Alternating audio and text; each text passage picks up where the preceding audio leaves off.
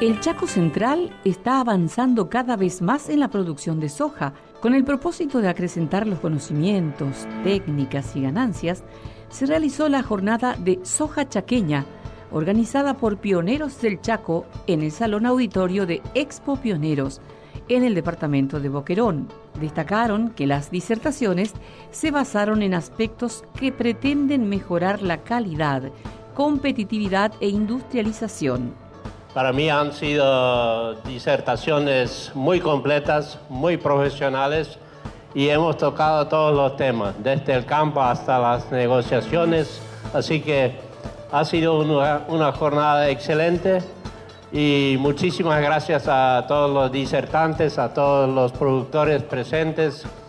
Cuando hablamos de una jornada de soja en el Chaco, teniendo una fábrica al lado funcionando, me viene en mente un gran investigador que trabajó en su momento en el Chaco, que era el ingeniero Willy Gisprey. Él hace 25, 30 años ya dijo, haciendo cada año su investigación en soja, el Chaco se va a transformar en un productor de soja. Y hoy se está cumpliendo eso, así que muchísimas gracias a toda la gente que ha hecho lo suyo para que eso pudiera ser un éxito. Aquí para una jornada de soja, para nosotros es la primera vez que estamos organizando este evento en este formato, ¿verdad? Y la intención nuestra del equipo comercial, de donde nació la idea, desde Pioneros del Chaco, es que podamos construir y fomentar una relación amistosa y amigable con los productores, donde podamos compartir y transferir conocimiento e información y donde podamos construir relaciones que permitan crecer y fomentar una confianza comercial que queremos trabajarlo a lo largo del tiempo. Confianza no se construye de hoy a mañana, sino es el tiempo que la permite crecer. Estamos hace 3 años en ese camino y sabemos que no todo salió como siempre debiera, pero estamos en eso y apostando para que sea cada año una experiencia un poco mejor.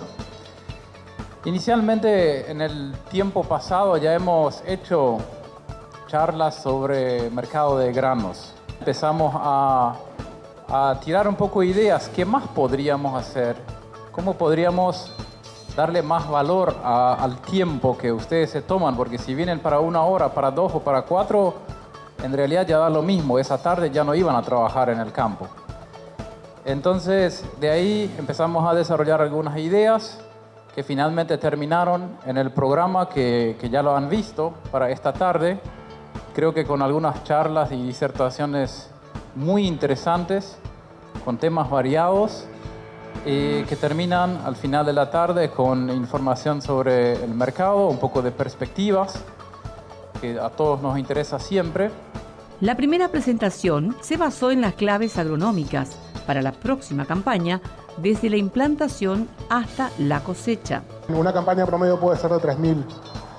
¿Y cuáles son los máximos niveles de rendimiento que obtienen a campo en una muy buena campaña cuando sean toda la combinación de factores? ¿Cuánto es el máximo? 5.200. Perfecto. ¿Algún valor similar, más, menos? Entonces podemos tomar entre 2.000 y 3.000 kilos de campañas promedios y excepcionales de 5.200. Son muy buenos niveles productivos, muy buenos niveles productivos. Y esto es importante conocer porque si tenemos un potencial de 5.000 kilos y estamos obteniendo 3.000 o 2.000, nos queda mucho por formar. Hay que entender qué forma ese rendimiento, pero sin duda nos queda mucho para hacer para alcanzar esos niveles de rendimiento. Y yo suelo empezar mis charlas con algo que es como un cliché que tenemos todos los ecofisiólogos de entender los niveles de rendimiento. Pero es importante explicar para después avanzar. Cuando hablamos de rendimiento potencial, es el rendimiento que se obtiene en condiciones experimentales. Lo define la variedad, el potencial de rendimiento de la variedad y la cantidad de luz, de temperaturas y el de radiación, digamos, fotoperiodo que recibe el cultivo. Con eso puede fijar el rendimiento potencial, que es muy probable que en la zona esté en torno a los 6.000 o 6.500 kilos, pero eso es una suposición simplemente. Después, el otro dato que importa mucho es el rendimiento máximo alcanzable. Es este que hablábamos, de 5.200 kilos. ¿Cuál es mi mejor lote? ¿Bajo qué condición se me dio esos 5.000, 4.500 kilos? Eso es muy importante tener marcado e identificar bajo qué ambiente se dan. Entonces, el rendimiento alcanzable es finalmente el rendimiento que se produce por el agua que tengo de las lluvias y la reserva hídrica y por el estado del suelo, la fertilidad química y la fertilidad física. Y después tenemos el rendimiento real, es el que sacamos todos los años, el rendimiento promedio, digamos, que acá ya hay una influencia de factores reductores como son las plagas, las malezas y enfermedades. Esta diferencia entre el rendimiento máximo alcanzable y el rendimiento promedio es lo que se conoce como brecha de rendimiento. El cultivo de soja es como una maquinita que necesita insumos, que necesita conocimiento, tecnología para producir. ¿Qué producimos? Producimos granos de soja. Ahora, para producir esos granos de soja, nosotros primero necesitamos capturar los recursos, después producir los fotoasimilados y finalmente fijar esos fotoasimilados en granos y llenar los granos. Esto es un marco conceptual de ecofisiología, el rendimiento es igual al sumatorio de los recursos, por la eficiencia de la captura, por la eficiencia del uso de los recursos, por el índice de cosecha. No es muy útil para mejorar los modelos, pero a los fines más prácticos, cuando nosotros hablamos de cómo formamos el rendimiento del cultivo de soja, tenemos que empezar a tener importancia de cuáles son los procesos que tienen más importancia en formar ese rendimiento. Y en general en todas las zonas productivas, vamos a ver que acá también se da, el ambiente es lo que más aporta al rendimiento del cultivo. Y cuando hablamos de ambiente nos estamos refiriendo a las características del lote que integran las características físicas y químicas del lote, el cultivo antecesor, es decir, las rotaciones y la disponibilidad hídrica. De acá en más, cuando hablemos de ambiente nos vamos a estar refiriendo a esto. El trabajo que nosotros hacemos en la mejora del ambiente y en el manejo del cultivo son tecnologías de procesos. Son tecnologías que generalmente no salen mucho más dinero, no es mucho más costoso elegir la fecha de siembra correcta, no es mucho más costoso elegir la densidad o la distancia entre surcos si tenemos la sembradora. Lo mismo que elegir las rotaciones, tenemos que hacer rotaciones. Entonces, elegir si voy a poner un trigo antes o si voy a poner un maíz antes de la soja es una cuestión de decisión que tiene que ir acompañada de conocimiento agronómico para tomar la mejor decisión. Por eso son tecnologías de proceso y definen el rendimiento del cultivo de soja. Sin embargo, las tecnologías de insumo lo protegen. Insumo es el insecticida, insumo es el fungicida, el herbicida que utilizamos para controlar las malezas. Y tienen un papel defensivo, nos ayudan a mantener el rendimiento que formamos.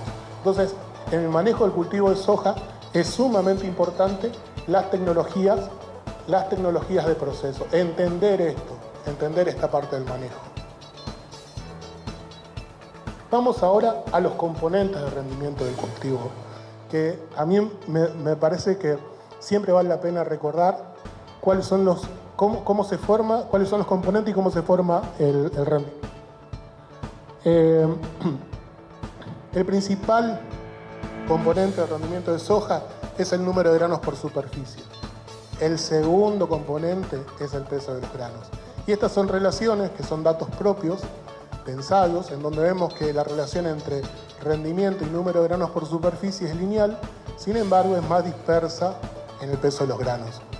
Y esto es muy importante tener en cuenta. Muchas veces se habla y dice, no, me definió el rendimiento la sequía de final de ciclo. La sequía de final de ciclo no es tan importante como la sequía que tuviste durante la formación de las vainas. El número de granos por superficie es el principal componente del rendimiento y es a donde tenemos que apuntar todos los cañones para defenderlo y para darle las mejores condiciones para que se produzca ese elevado número de granos por superficie que necesitamos. Ahora, ¿cómo se forman esos componentes del rendimiento en el cultivo de soja? Temporalmente, lo primero que fijamos es el número de plantas por superficie, la densidad que yo voy a lograr las plantas logradas. Después se empiezan a formar las ramas en un momento posterior que nos van a dar la cantidad de nudos reproductivos que necesitamos. Después tenemos las vainas por nudos reproductivos, los granos por vainas Y finalmente, los granos por superficie y el peso de los granos. En el ciclo del cultivo, ¿dónde lo formamos? Recuerden que el principal componente es el número de granos por superficie y en segundo lugar tenemos el peso del grano. La concurrencia a la cita fue interesante, atendiendo la importancia de la producción agrícola a gran escala que se complementa con la ganadería.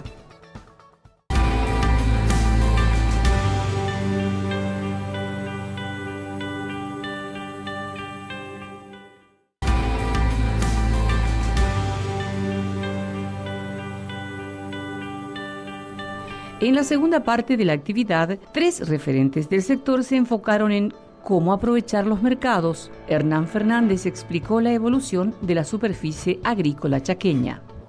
En el ámbito de negocios, y esto vale para cualquier negocio en el planeta Tierra, riesgo y renta van de la mano, riesgo y renta potencial. Ejemplo, los bonos del Tesoro americano, 2, 3, 4% de renta anual. Para los que nos gusta la rentabilidad, uno dice, che, esto es aburrido. Claro, es aburridamente estable. ¿Ah? O viniendo a nuestro rubro, los molisoles, los mejores suelos para la agricultura en el planeta Tierra. Un molisol en Iowa vale $50.000, en Venado Tuerto, Montemaíz, Labor, de las mejores zonas de la Argentina, vale $20.000 y en el sudeste de Ucrania vale $5.000. Mismo suelo, ¿eh? Hay que comprar campo en Ucrania. Ataja el riesgo. Ser humano, nosotros, humildemente, podemos trabajar sobre la minimización de esto con un poquito de tecnología intelectual y agronómica, digo yo, haciendo cosas donde de lo que encuentro es que a veces se habla mucho y no se hace tanto, y uno trata de predicar en esa línea, primero haciendo y después compartiendo el mensaje. Soy criado profesionalmente, si quieren, en el área de economía CREA, donde el compartir es todo, de alma lo digo, ¿eh? O sea, no, la información que no se comparte se muere y un poquito de eso les voy a mostrar hoy. ¿Tá?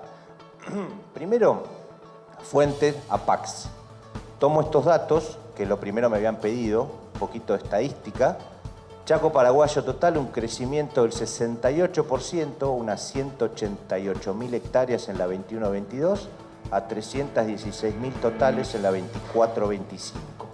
De las cuales la soja creció 70%, 24-25 la que pasó. El maíz y el sorgo, y lo pongo juntos a propósito, tuviste un 26% de crecimiento, 70, 26. Tenemos, si le sumo, perdón, que no lo dije. El maíz y sorgo, los rojitos, tiene agregado acá los cultivos de servicio, y a eso que está en rojo yo le llamo cultivos aporte. Cultivos aporte al suelo en línea con lo que decía Gerardo. Que te aportan carbono, te suman en materia orgánica, vos sumás en estructura esos suelos tremendamente sueldos y frágiles que tenemos en el Chaco paraguayo. ¿Buscando qué? Ganar en estabilidad y reducir el riesgo al que estamos expuestos en la medida de lo posible. Variación de la 21-22 en algodón, 250% hasta la pasada, dije, ahora encaramos la nueva.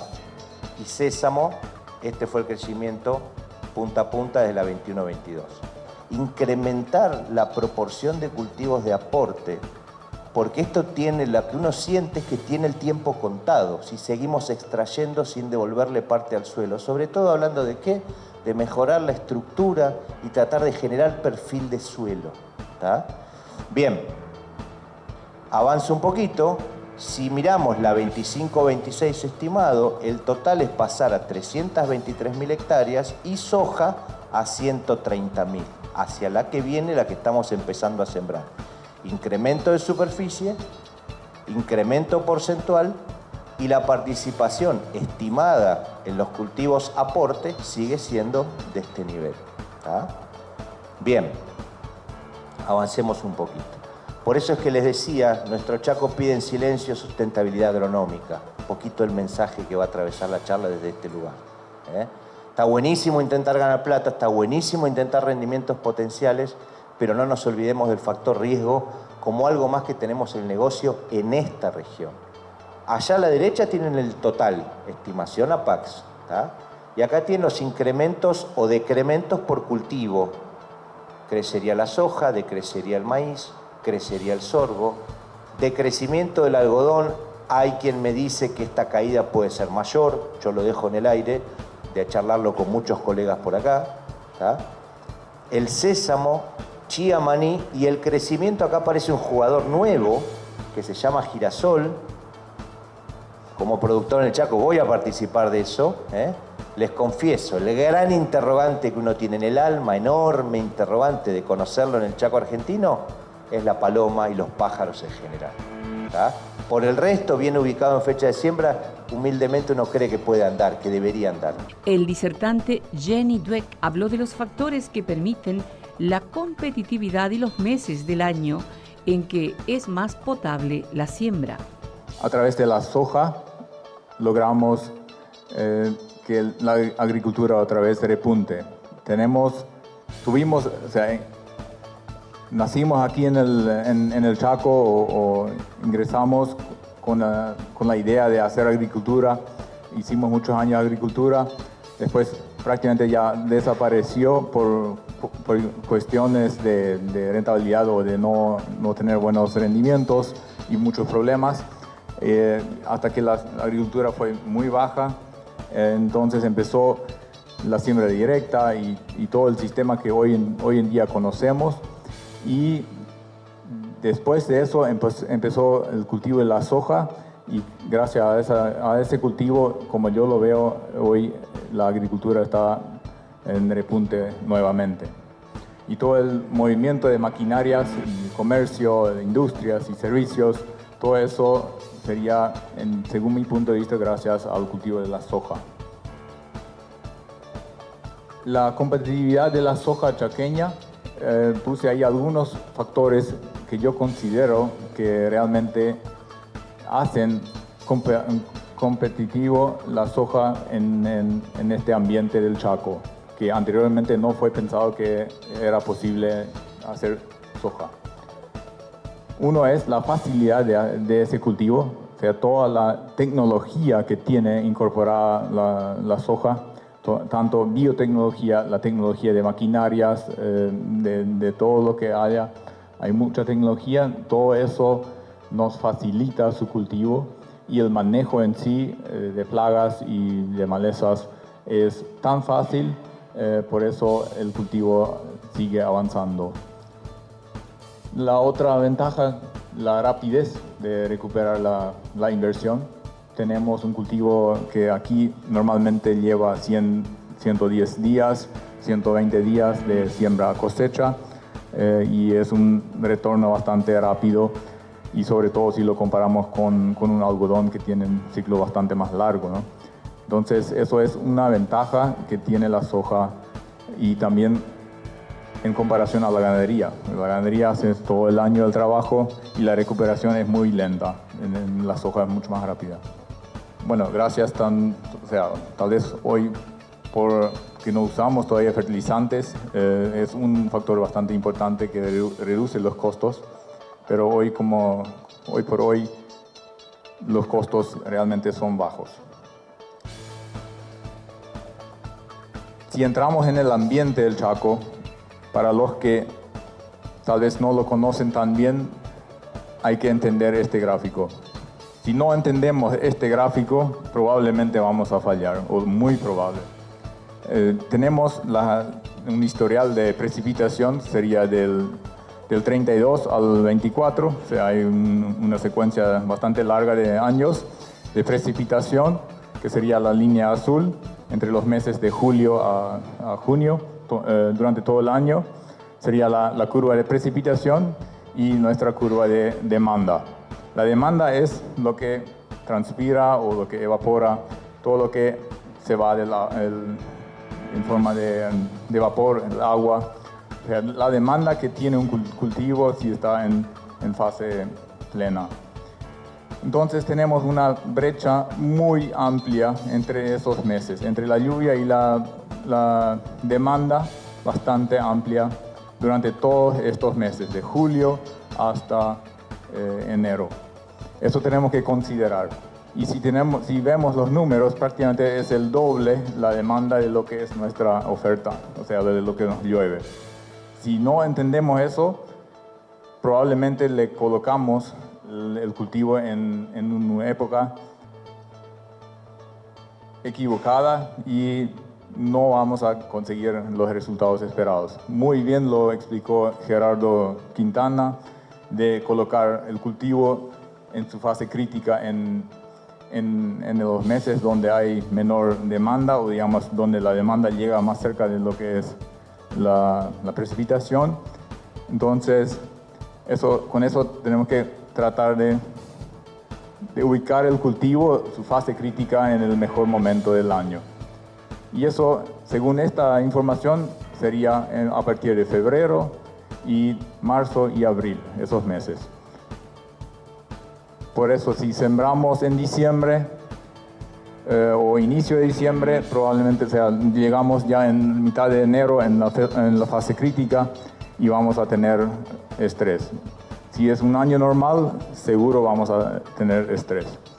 Así que también con datos después lo vamos a explicar cómo entendemos hoy en día la fecha de siembra. Tendríamos que optar por fechas de siembra tal vez un poco más tardías. Y muy bien lo explicó Rulo. Nuestro potencial es una cosa, pero lo que realmente podemos llegar o lo que normalmente llegamos es totalmente otra cosa. Así que no tener tanto en mente nuestro potencial, sino para elevar nuestro piso de rendimiento y los rendimientos promedios. Así que nuestra fase crítica del cultivo tenemos que poner en los meses de marzo y abril para asegurar algo más un buen rendimiento. Tenemos ensayo hecho a través de la cooperativa Chortizer el año 21, en donde hicimos 3 fechas de siembra y unas cuantas variedades. No hace falta memorizar esas variedades, sino que es simplemente para mostrar cómo afecta la fecha de siembra, o cómo afectó en ese año la fecha de siembra en el promedio del rendimiento. Tenemos fecha de siembra de diciembre, de enero y de marzo. Tal vez marzo en algunos años es tarde, aunque en este año la fecha de siembra de marzo fue la que mayor rendimiento obtuvo. Finalmente, en este primer segmento de charlas, Sixto Sánchez, de Pioneros del Chaco, manifestó cómo le fue este año al parque industrial y la planta aceitera que procesa la soja y que opera oficialmente desde este 2025. El segundo producto, que es el aceite, nosotros estamos prácticamente vendiendo a todo lo que son las fábricas de biodiesel, plantas de biodiesel, todo lo que es la parte de refinerías y todo lo que es la parte de exportación con traders hoy para lo que es la salida para São Paulo y Paraná para lo que es la parte de biodiesel. ¿Qué tenemos de resultados? Resultados muy buenos, donde el aceite del Chaco es uno de los mejores que podemos implementar este año, porque tenemos el condicionamiento del manejo del productor. El manejo productor que cosecha en condiciones adecuadas, que no apura la cosecha, que no aplica tantos defensivos agrícolas o desecantes que puedan empeorar esa calidad y no tener muchas condiciones críticas, que es para el tema del rendimiento de aceite. Lo otro que tenemos también en producción es la cascarilla de soja. La cascarilla de soja prácticamente somos los principales en cuanto a proveedores para las plantas de balanceado y tenemos un consumo bastante bueno, que prácticamente sin arrancar planta ya vendimos casi el 90% de nuestra producción en marzo de este año. Entonces, nuestro desafío que es tratar de mostrarle a ustedes nuestros productos, que puedan tenerlo a disposición y acompañar este proyecto, porque realmente vamos de la mano. En resumen, queremos flexibilizar todas las condiciones para que ustedes realmente tengan garantía y tengan condiciones de mercado para lo que es la posición de su producto y también para la facilidad de provisión de nuestros subproductos. Aquí un poco la foto de nuestros productos y para qué podemos utilizar lo que les mencioné, para la industria química, alimentos animales, etcétera, etcétera.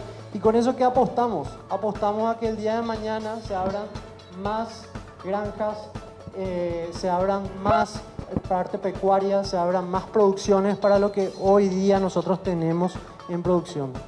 nosotros vimos que aproximadamente los números de la PAX están bastante bien relacionados y la relación entre 107.000 a 110.000 hectáreas este año fue bastante interesante, con un rinde aproximado de 2 toneladas por hectárea. ¿Y qué nosotros hicimos? Desde el 2023 estamos acopiando soja y maíz, haciendo una posición de compra-venta. Hicimos 21.000 toneladas de soja en el 2023 con el arranque de nuestro acopio. Hicimos también 19.000 toneladas de maíz, que no está acá, pero también para comentar, porque hicimos servicios para el posicionamiento de almacenamiento y también para todo lo que es la parte de compra-venta. En el 2024 nos encontramos con una sequía. Habíamos pronosticado todo el plan allá por 2023, entre noviembre y diciembre, más de 100 y pico mil toneladas. Y nuestro gerente nos dijo, bueno, este es el año.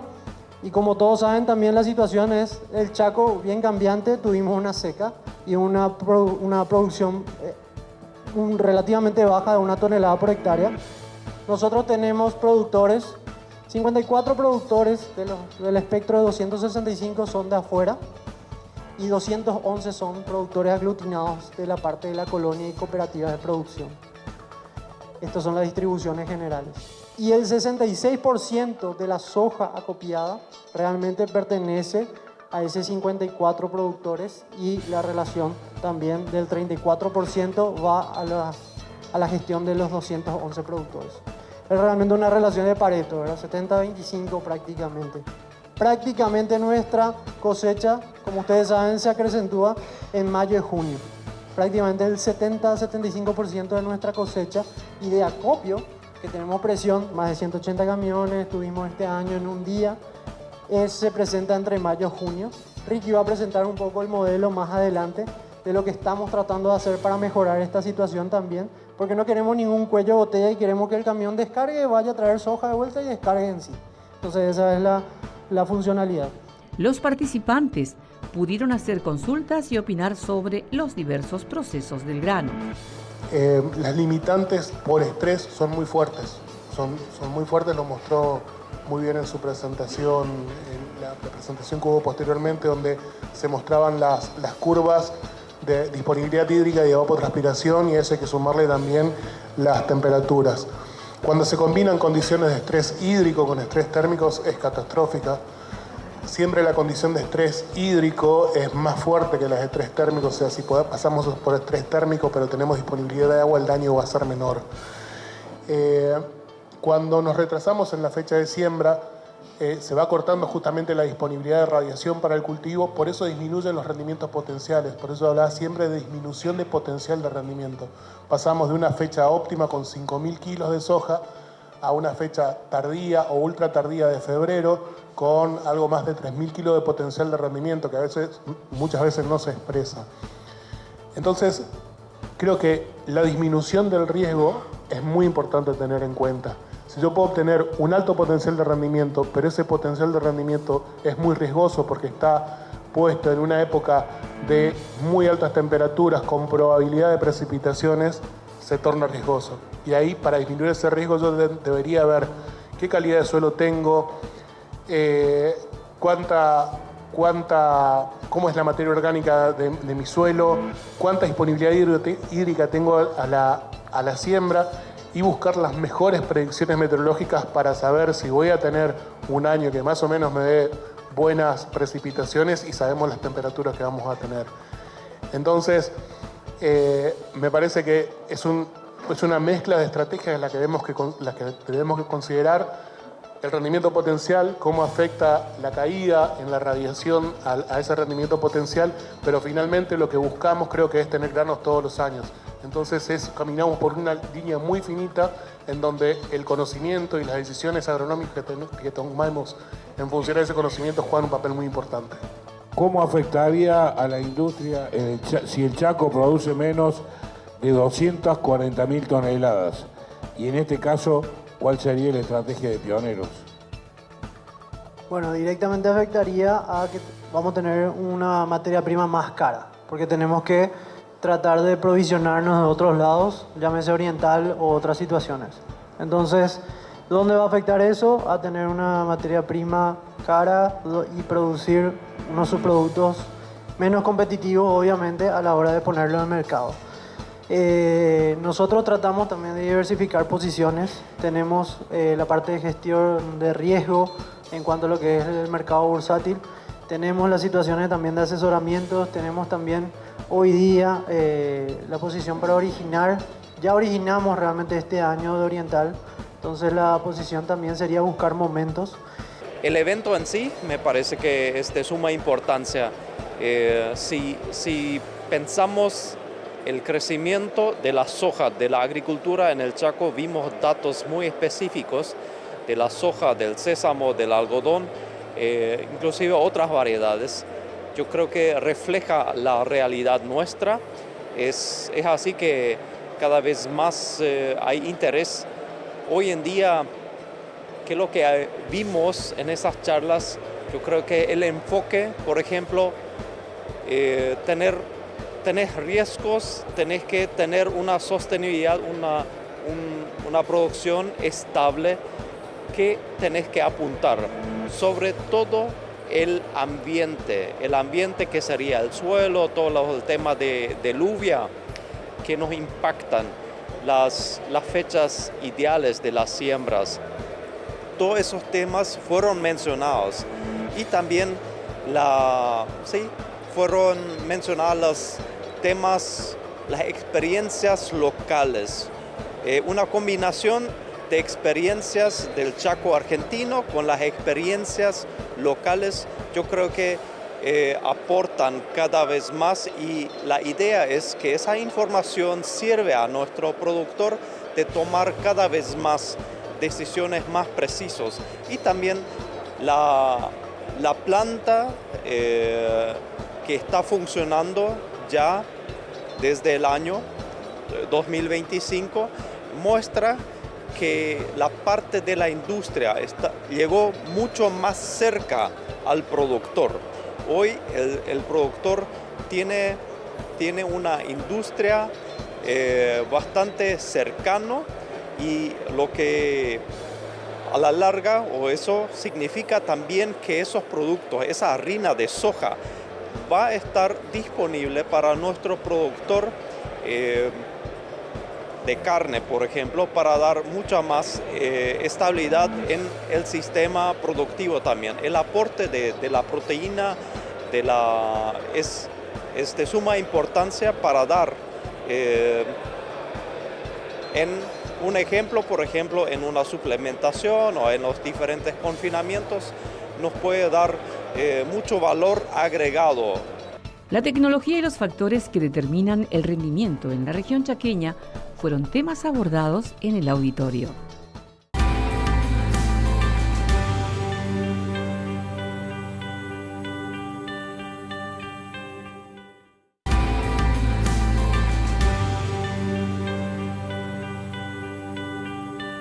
Pioneros del Chaco se convirtió en los últimos tiempos en referente de procesamiento de soja.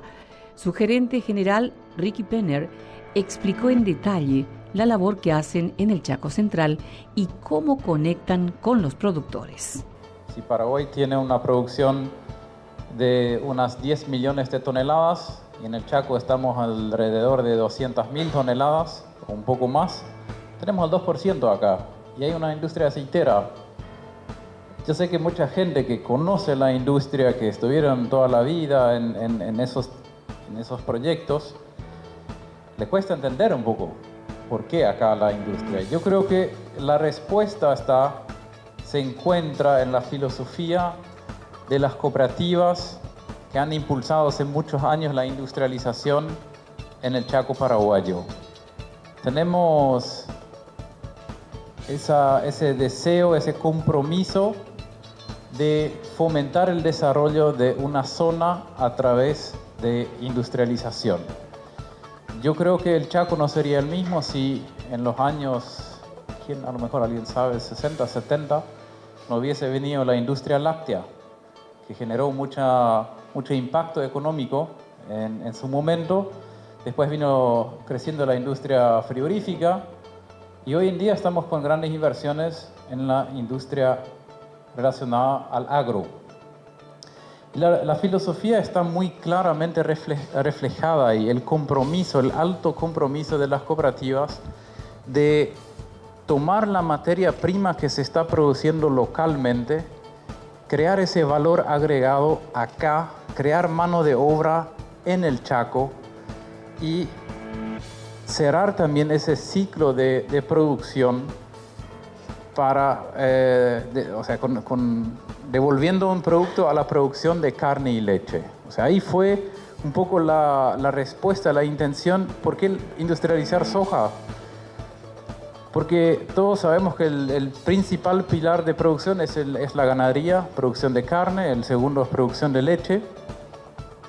Y la agricultura viene a un ritmo importante, no sé en qué momento le va a pisar los talones en volumen de facturación a la industria de producción de carne, pero de todas formas ese crecimiento horizontal que conocimos en las últimas 3 o 4 décadas, si alguien quería crecer simplemente compraba más tierra. Cerrar ese ciclo fue uno de los grandes motivos de la decisión de traer una aceitera al Chaco paraguayo. Yo creo que después ya hay otras, ya mirando un poco para el futuro, en el video lo vimos, creo que ya fue mencionado también.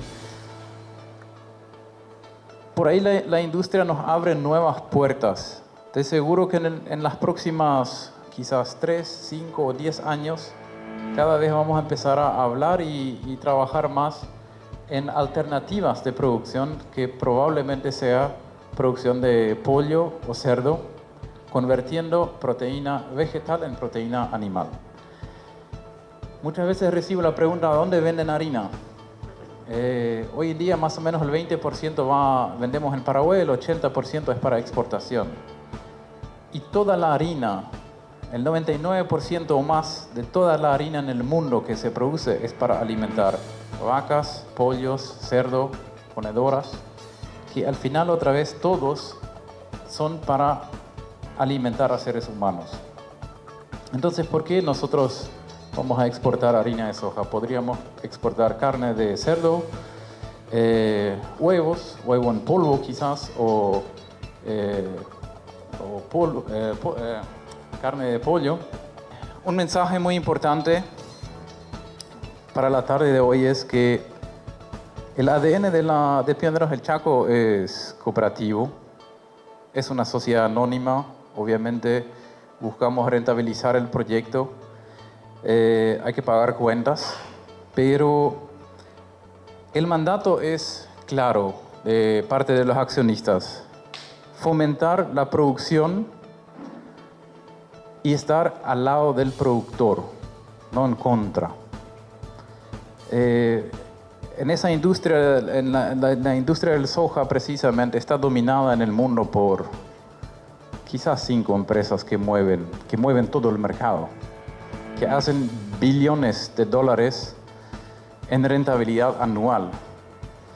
Eso sí, definitivamente buscan su beneficio solamente, y creo que no tanto del lado del productor. Y nosotros, con esta charla hoy, donde ya viene un tema muy interesante, tema de mercado, de perspectivas de precio y herramientas, queremos aportar también conocimiento y nuevas soluciones al productor chaqueño. El resultado que ustedes hacen al final de la zafra es precio multiplicado por tonelada. El mercado de la soja es sumamente interesante, es muy transparente y ofrece una variedad de herramientas que muchos otros mercados no tienen y que creo que en el Chaco no son tan conocidos todavía. Entonces hoy vamos a aprender un poco más, y yo quisiera que de acá en adelante, en los años venideros, el productor chaqueño sea un profesional también, conociendo las herramientas que ofrece el mercado para cubrirse mejor. A nosotros nos va a ir bien si ustedes están bien. Si ustedes se quiebran, si no pueden producir, no pueden recuperar gastos, no pueden hacer ganancias, tampoco le va a ir bien a la industria. Otro de los encargados de las didácticas ponencias enfatizó en el desafío de la productividad de pasto y el camino de la proteína, resaltando la combinación entre soja y carne como aliado en el crecimiento del valor agregado. Esto es una gráfica que compara o que muestra la relación que tiene la ganancia de peso en relación al comportamiento proteico de las pasturas. Esta línea azul son los requerimientos de un toretón, un animal de recría hasta terminación, ganando 1 kilo por día. Eso necesita de 300 a 500 kilos para ganar 1 kilo al día, entre 10 a 14% de proteína. En categorías más jóvenes, inclusive más. Pero vemos el comportamiento proteico de las pasturas durante todo el año que no va acompañando.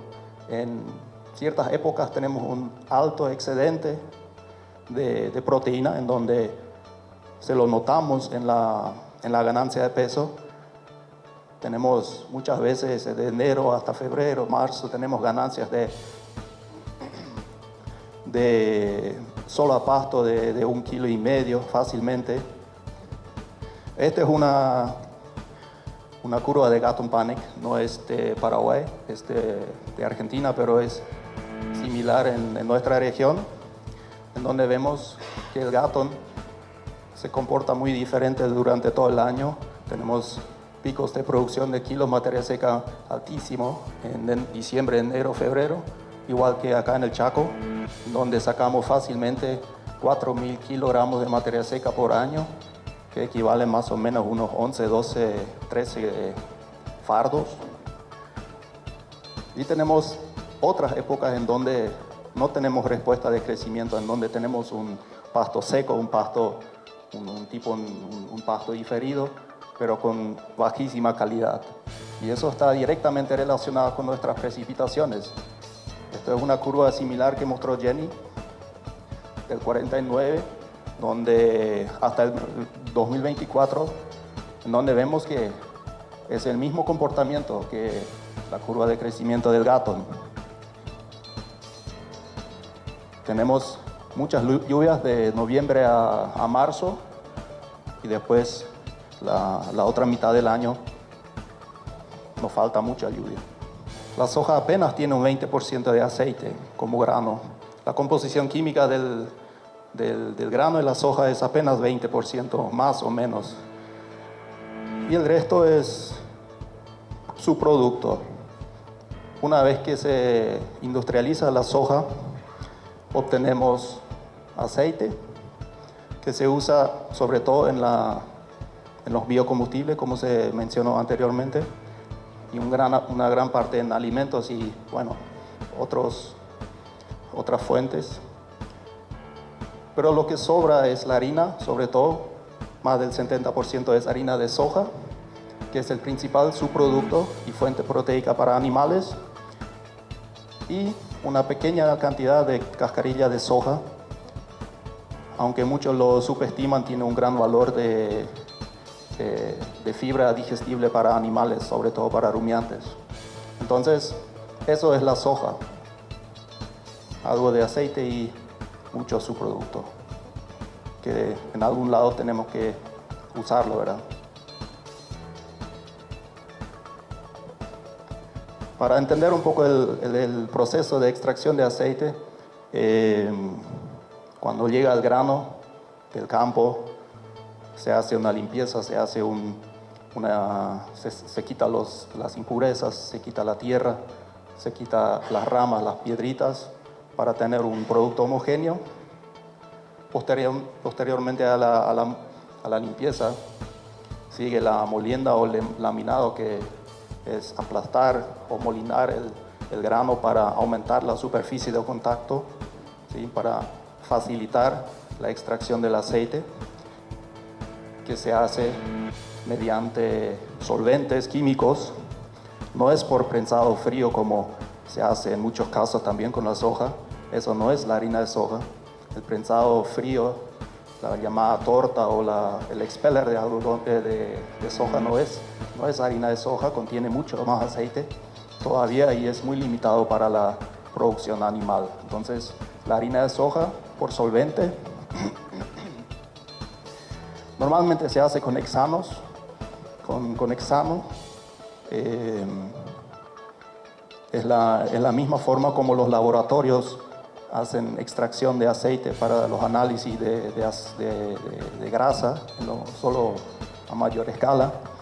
Mencionar y entrar un poco en detalle sobre los subproductos y cómo se puede utilizar en la alimentación animal. La harina de soja es un alimento proteico más usado en el mundo. ¿Sí? Tiene la mayor concentración proteica que existe, que algún concentrado, que algún subproducto puede tener. No existe otro que tenga más, que sea proteína vegetal. Acá vemos un análisis a base seca. Si hablamos de nutrición animal, siempre es a base seca, porque el agua no cuenta. 53% es una harina de altísima calidad. Normalmente tiene, en general tiene 46 a 52% de proteína. Tiene una variabilidad alta, justamente por lo que se habló. Los beneficios de la cascarilla de soja a nivel ruminal y en dietas altamente concentradas son estos tres, van de la mano, mejoran la salud ruminal. ¿Por qué? Porque la cascarilla de soja tiene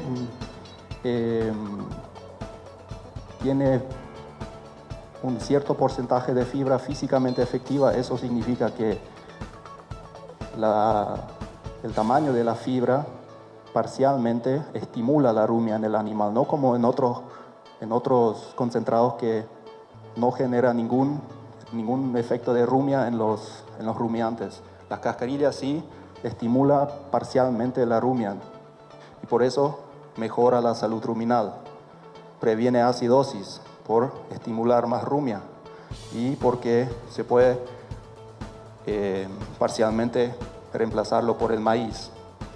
Y aumenta, justamente por tener una salud ruminal muy buena, aumenta la eficiencia alimenticia. Tener un rumen sano, tener bacterias sanas, no tener un pH ácido. Para las bacterias es veneno un pH ácido debajo del 5.5 pH 5.5, donde se mueren. Entonces mantiene un pH bueno, las bacterias se multiplican rápidamente, tenemos un rumen potente y tenemos una eficiencia alimenticia muy alta. Se puede hacer con la semilla de algodón, con algunos subproductos específicos, pero con muy pocos, y la cascarilla tiene esa habilidad de estimular rumia también. Entonces es un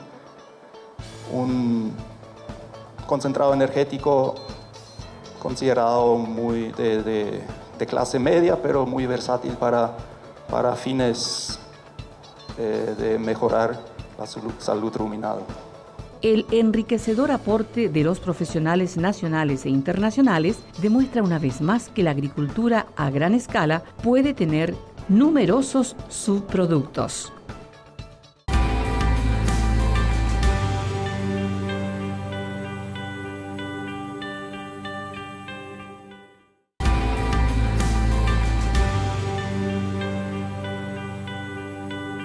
Las estadísticas y proyecciones guardan relación directa con la toma de decisiones. Es por eso que el consultor Carlos Sanabria expuso el contexto internacional que influye en los precios. También recalcó el comportamiento del clima y lo que se daría en la producción de soja zafra 2025-2026. ¿Y por qué es tan importante China y Estados Unidos? No solamente porque son dos potencias y las dos potencias principales, sino desde el punto de vista del agro. El producto en términos monetarios más vendido de Estados Unidos a China es la soja. ¿Y qué hizo China? China tiene un as bajo la manga súper importante. No compró absolutamente nada de la campaña 25-26. Había comprado de forma anticipada de la campaña anterior. Hizo nuevas alianzas comerciales con Brasil y con Argentina. Vamos a recordar que Brasil es el principal productor del mundo hoy día. Y entonces le dejó de lado a Estados Unidos. Trump empezó a tener una presión política interna de todos los estados que le apoyaron en momentos electorales. Y a partir de ahí empieza entonces una negociación nuevamente entre China y Estados Unidos. Entonces vamos a estar viendo justamente en qué consistió ese acuerdo que hoy día se está dando. Pasamos al punto 2. Hay una cuestión de combustibles a nivel mundo que es muy importante. Hay un cambio en el uso de biocombustibles. Hay una mezcla más alta de aceite de soja, en los motores. Es decir, hoy hay un uso muy agresivo en Estados Unidos, en Brasil y en otros países, pero ellos dos son los principales de uso de aceite de soja. Entonces, el aceite de soja a nivel mundo, si uno ve los valores internacionales, están en un nivel relativamente alto. Sin embargo, se le había dejado de lado a la harina, que empezó a tener un precio mucho más bajo. Es decir, hay una puja muy importante por el aceite de soja, por los aceites vegetales. Pasamos al tercer punto. Conflictos, guerras, en todos lados. Sumando todas las guerras, todas las cuestiones militares, las cuestiones políticas, terminamos finalmente el 2025 en la guerra comercial. Y acá vamos a tocar de refilón qué es lo que realmente afecta a la parte que no tiene nada que ver con la producción de granos. Y es justamente todo lo que sea las tasas de interés, inflación, capitales, stocks, etc. Realmente, ¿dónde nos repercute a nosotros eso? Todos nos vamos a acordar que en este periodo tuvimos un precio bastante bajo. En Asunción se estaba liquidando alrededor de 250 o 170 dólares por tonelada. De repente el precio empezó a subir. O sea, entra COVID, el mundo se paraliza, las industrias a nivel mundo se cierran, sin embargo nuestro precio de la soja valía cada vez más. ¿Y qué tiene que ver? O sea, ¿cuál es el complemento que realmente hizo esa variación positiva de precios? No solo la soja, maíz, trigo, oro, metales, minerales, etc. Todos son commodities. Y ahí dije una palabra, commodity. ¿Qué es un commodity? Un commodity es un producto de poco proceso que cotiza en bolsa. Lo principal es que cotiza en bolsa. ¿Qué hacen estos fondos de inversión? Están detrás de un rendimiento. No les interesa si en el Chaco llueve o no llueve, si en Brasil tienen buena producción o no, si China importa, no les interesa absolutamente nada. Ellos se basan en fundamentos, tecnicismo y, por sobre todo, están migrando capitales de acuerdo al riesgo mundial que ellos están viendo. Entonces, en un momento en el cual el mundo estaba paralizado, el precio de la soja subió. ¿Por qué? Hubo demasiada inyección de capital por parte de los gobiernos en todo el sector de la economía y eso fue a parar a los fondos empezaron a invertir y a partir de ahí empezaron a subir todos los commodities, no solamente agrícola, sino también todo lo que sea la parte de minería, metales, etc. Entonces, todo lo que haga la parte de los fondos, esta migración de capitales, nos afecta de forma directa. No es fácil seguir porque ya estamos en una cuestión macroeconómica, pero siempre hay que ir escuchando de refilón qué están haciendo los fondos. Bien, hasta ahí hablamos rápidamente de qué es lo que pasó en el 2025. Y a partir de ahora estamos terminando este año, estamos entrando en un periodo de muchísima volatilidad, porque vamos a recordar que el precio de la soja estuvo en un momento lateral, que a partir de que Trump y el presidente Xi se empezaron a abrazar, esto empezó a cambiar totalmente de matices y los precios empezaron a subir. Entonces, ¿qué nos trae este 2026? Volatilidad y oportunidades. La oportunidad no es algo que se queda de por vida. La oportunidad está en un momento y ese momento hay que saber aprovechar. Bien, esta es la dinámica de la soja. Acá le tenemos a los principales productores, a los principales consumidores y el principal importador, que es China. China tiene el 60% de la importación de soja del mundo. Es decir, todavía China, a pesar de tener un decrecimiento poblacional y tiene un crecimiento económico más lento que en el quinquenio anterior, sigue teniendo un papel muy importante en la importación de soja. China sigue siendo la principal industria del mundo. Entonces, ¿qué es lo que tenemos? En primer lugar, le tenemos a Brasil, que es el principal productor. Las estimaciones, estos son números del USDA, del gobierno de Estados Unidos. Pero las estimaciones de las consultoras están entre 175 a 185 millones de toneladas. Es decir, como primer productor le tenemos a Brasil.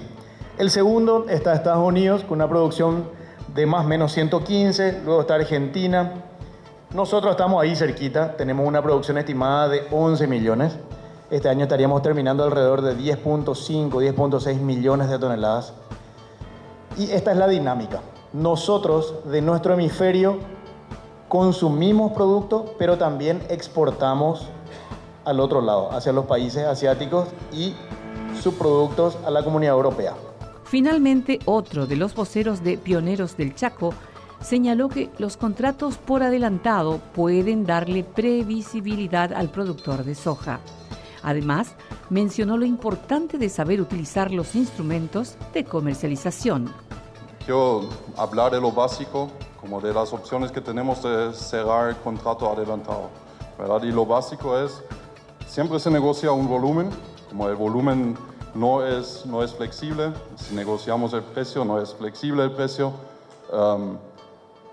Hay un castigo si no se cumple ese contrato, pero ya hablamos mucho con el directorio y la meta que tenemos nosotros es tratar de tener el mínimo de castigo posible cuando es por fuerza mayor, cuando el productor no puede cumplir por condiciones de clima. Entonces, bueno, eso es en el caso de que el mercado está más arriba en el momento que el productor se da cuenta de que no va a poder cumplir los volúmenes. Vamos a decir que negociamos 100 toneladas hoy, llegamos a la cosecha y el productor se da cuenta que no puede cumplir esos 100 toneladas, vendió en 355 y en el momento de la cosecha el precio es 375, nosotros vamos a tratar de estar lo más cerca a estos $20 de castigo como máximo por el volumen que no se cumple, ¿verdad? Porque es una preocupación real en el Chaco de muchos productores que no quieren hacer contratos anticipados porque no saben bien cómo va a ser la cosecha. Entonces, como queremos ayudar al máximo posible en este sentido, pero como ya dije, como nosotros en el momento que compramos algo, vendemos algo, entonces nosotros vamos a tener algo en contra ahí también. Entonces hay una pérdida real que, bueno, alguien tiene que pagar siempre, ¿verdad? Entonces, pero sí, vamos a tratar de limitarlo al máximo y, bueno, en el caso de que el mercado está más bajo en el momento de la cosecha, que muchas veces es el caso, no hay garantía, ¿verdad? Pero muchas veces es el caso, ahí no vamos a aplicar castigos.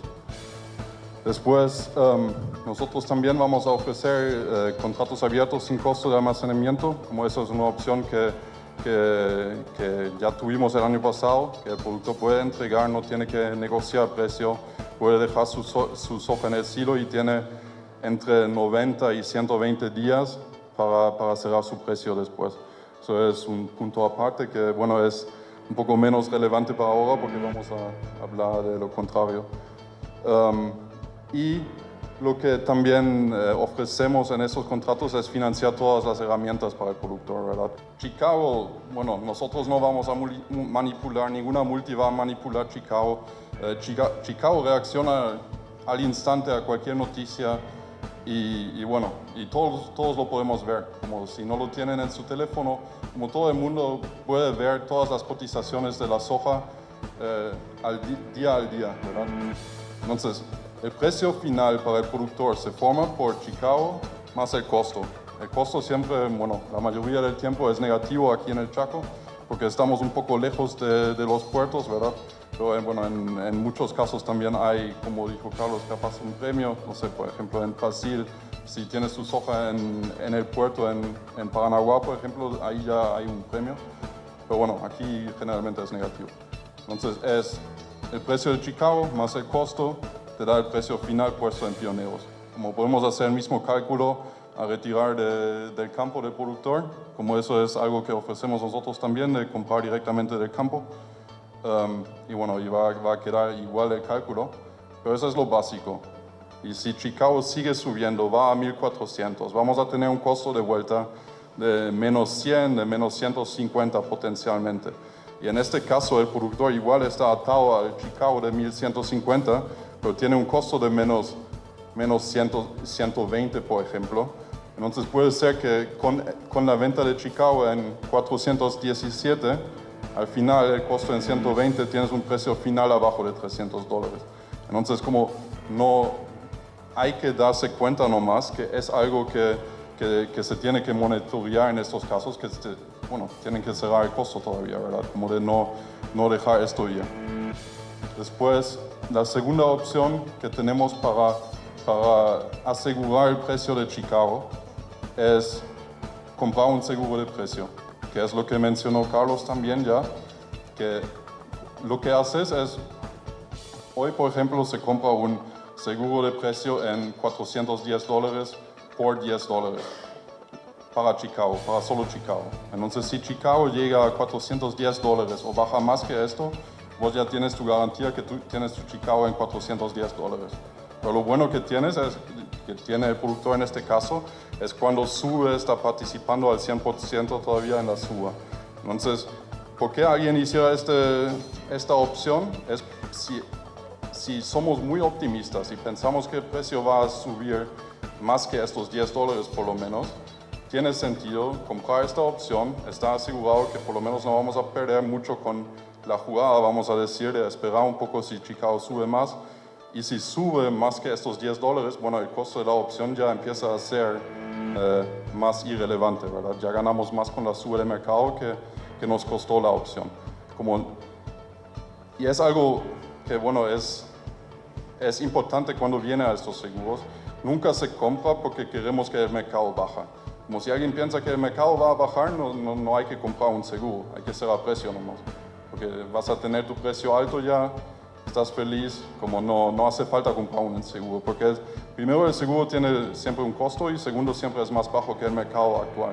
Entonces si alguien está muy convencido de, bueno, va a bajar el mercado o hay una buena posibilidad de que va a bajar mucho, no hay que hacer esto, hay que cerrar el precio nomás, hay que vender Chicago, lo que sea, pero no hay que gastar en el seguro necesariamente, ¿verdad? El eslogan principal de esta jornada de soja chaqueña resume la meta de los productores de esa zona del país: pensar en grande, sembrar futuro y agregar valor.